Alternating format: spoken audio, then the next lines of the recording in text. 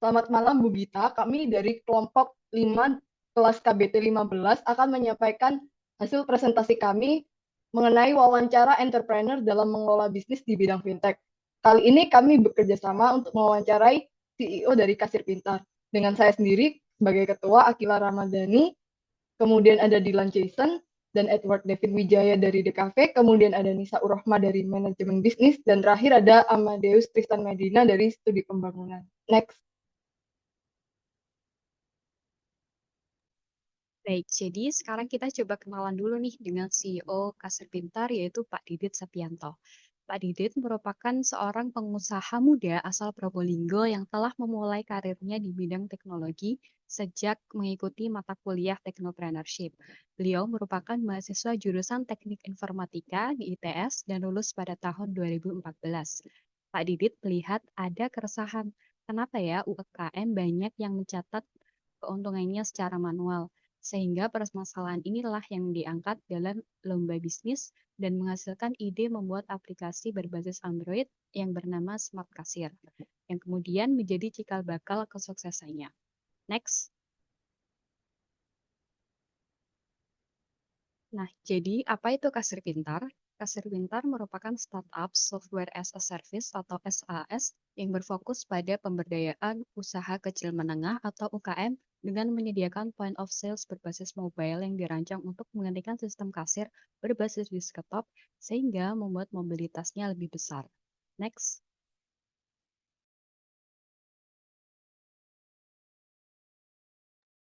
Lalu berikutnya adalah perjalanan Kasir Pintar. Diawali di tahun 2014, Pak Didit mencetuskan ide aplikasi kasir Android bernama Smart Kasir, yang menjadi finalis lomba di UNY, memulai solusi digital untuk bisnis retail. Dilanjut pada tahun 2017, setelah lulus dari ITS, Pak Didit dan 3 rekannya mengerjakan proyek BUMN dan kampus untuk mendanai operasional, membangun fondasi tim dan pengalaman. Lalu pada tahun 2018 awal, menghadapi ketidakstabilan proyek, tim fokus pada pengembangan aplikasi kasir. Rilis pertama di Play Store mendapat respon negatif, menjadi pelajaran penting.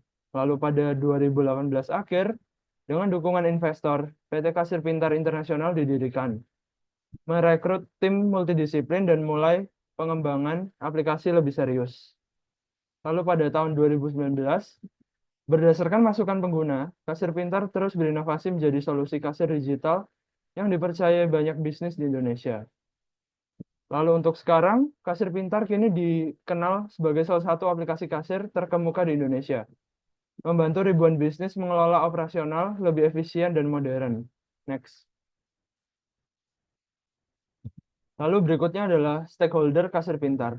Untuk foundernya ada 4 orang yang terdiri dari Pak Didit Septianto selaku CEO, lalu ada Pak Burhanuddin Rashid selaku CTO, lalu ada Ibu Siti Raisya Fitri selaku CMO, lalu ada Ibu Nuning Septiana selaku CPO. Untuk Kaspin Heroes atau departemen yang ada di Kasir Pintar terdiri dari teknologi, produk, marketing, finance and HR, customer service, dan telemarketing. Next. Oke, selanjutnya saya akan menjelaskan perjuangan Pak Didit membangun Kasir Pintar. Yang pertama, awal mula. Kasir Pintar didirikan oleh 5 founder, namun satu keluar untuk bekerja di BUMN. Pak Didit pun meyakinkan tim untuk tetap berkomitmen pada visi bersama. Yang kedua adalah membangun tim. Pak Didit mencari anggota tim dengan keahlian yang kurang, seperti pemasaran dan teknologi. Ia bahkan melakukan penjualan door-to-door untuk memperkenalkan produk pada awalnya. Yang ketiga adalah tantangan. Keluarga Pak Didit menginginkan karir mapan dengan menjadi PNS. Namun Pak Didit tetap yakin untuk mencapai visi ide bisnis lainnya yang sedang ia kembangkan dengan menetapkan batas waktu 2 tahun. Jika 2 tahun itu gagal, founder lain yang tidak cocok diperbolehkan keluar sesuai perjanjian. Kemudian yang keempat adalah kepemimpinan yang kuat diperlukan untuk menghindari konflik internal saat perusahaan berkembang. Yang kelima adalah mentor. Pak Didit mencari bimbingan mentor melalui orang terdekat untuk mengarahkan bisnis, membantu menghindari kesalahan, dan mencapai tujuan lebih cepat. Dan yang terakhir adalah komunitas startup, yaitu Pak Didit terlibat dalam komunitas startup untuk belajar ketahanan mental dan wawasan bisnis dari pengusaha lain. Selanjutnya, yaitu bagaimana cara kasir pintar tetap bertahan di pasar.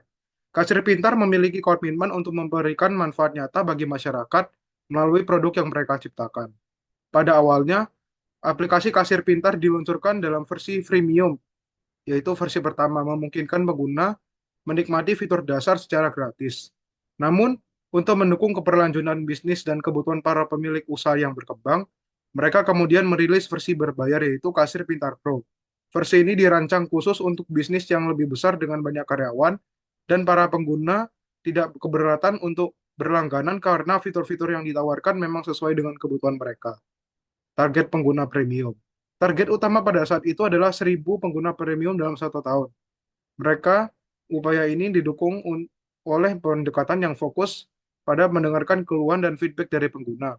Kasir Pintar secara aktif mengembangkan fitur-fitur baru berdasarkan masukan tersebut untuk memastikan bahwa aplikasi mereka benar-benar memenuhi kebutuhan bisnis para pengguna. Kemudian pada akhir tahun 2018, Kasir Pintar ini mendapatkan dukungan dari investor yang menawarkan pendirian PT Kasir Pintar Internasional. Ini adalah titik balik penting bagi perusahaan pada saat itu.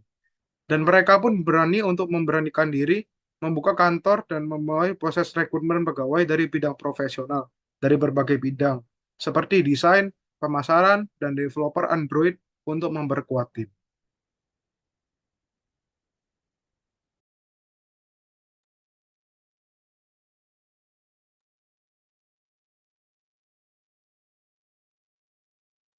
Oke, next Lalu berikutnya. untuk berikutnya ada peran mentor dalam kesuksesan Kasir Pintar.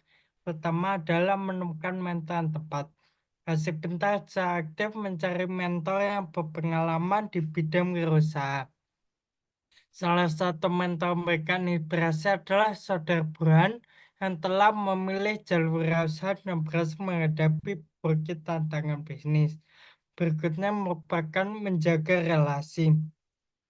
Sikap hormat dan keterbukaan sangat penting untuk memastikan mentor merasa nyaman untuk bagi ilmu dan pengetahuan berharga yang menjadi fondasi pembangunan bagi tim Kasir Pintar. Yang ketiga merupakan pelajar dari mentor.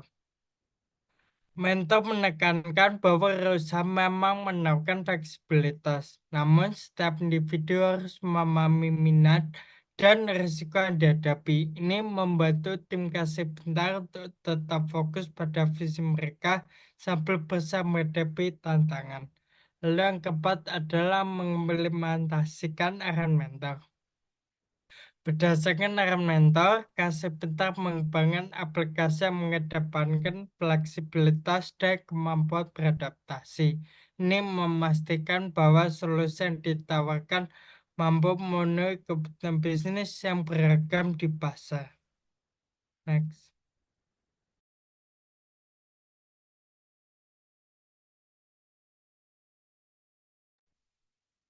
Lalu, bagaimana cara Kasir Pintar meyakinkan UKM untuk terus memakai produknya? Yang pertama, prinsip untuk mengutamakan kepuasan pelanggan. Kasir Pintar memandang pelanggan sebagai bos yang harus dilayani dengan baik, sehingga setiap keluhan dan permintaan tambahan fitur selalu ditanggapi dengan serius untuk memastikan kebutuhan mereka terpenuhi dan mendapatkan pengalaman terbaik dalam memakai aplikasi Kasir Pintar. Yang kedua, mengetahui perkembangan teknologi. Untuk tetap relevan dengan kebutuhan pasar, Kasir Pintar terus memperbarui aplikasinya dengan fitur-fitur terbaru dan kekinian, seperti integrasi dengan Kris. Hal ini selain bisa menjadi nilai tambah dengan kompetitor, juga dapat memanfaatkan teknologi terkini untuk mendukung bisnis mereka. Yang ketiga, pengembangan produk berkelanjutan. Kasir Pintar berkomitmen pada inovasi berkelanjutan dengan menambahkan plugin dan fitur baru yang mampu menyelesaikan berbagai masalah yang dihadapi UKM. Dengan pendekatan ini, Kasir Pintar menjadi solusi kasir yang lengkap dan terus berkembang. Yang keempat, menjaga loyalitas untuk mempertahankan kepuasan pelanggan. Nah, dengan selalu mengutamakan kepuasan, dan selalu terbuka pada kritik, maka perusahaan berhasil menjaga loyalitas. Dan terbukti, sampai sekarang masih banyak UKM yang berlanjut menggunakan layanan Kasir Pintar. Dengan demikian, Kasir Pintar masih bisa berpotensi dan keberlanjutan pertumbuhan bisnisnya di masa depan. Next.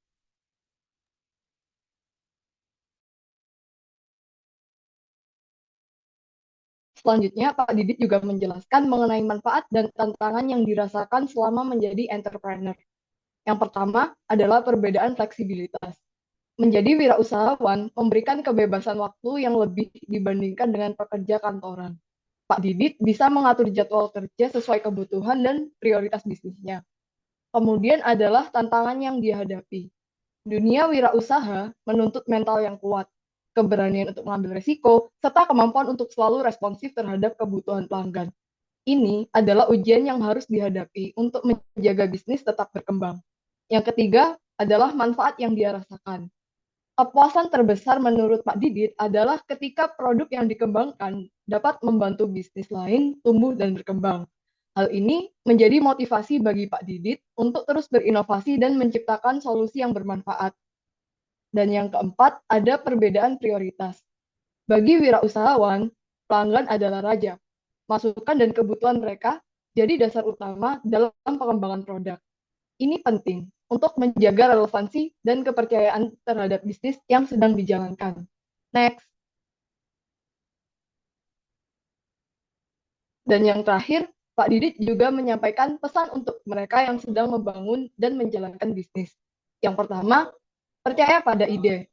Jangan khawatir jika ide bisnis kalian mirip dengan yang sudah ada.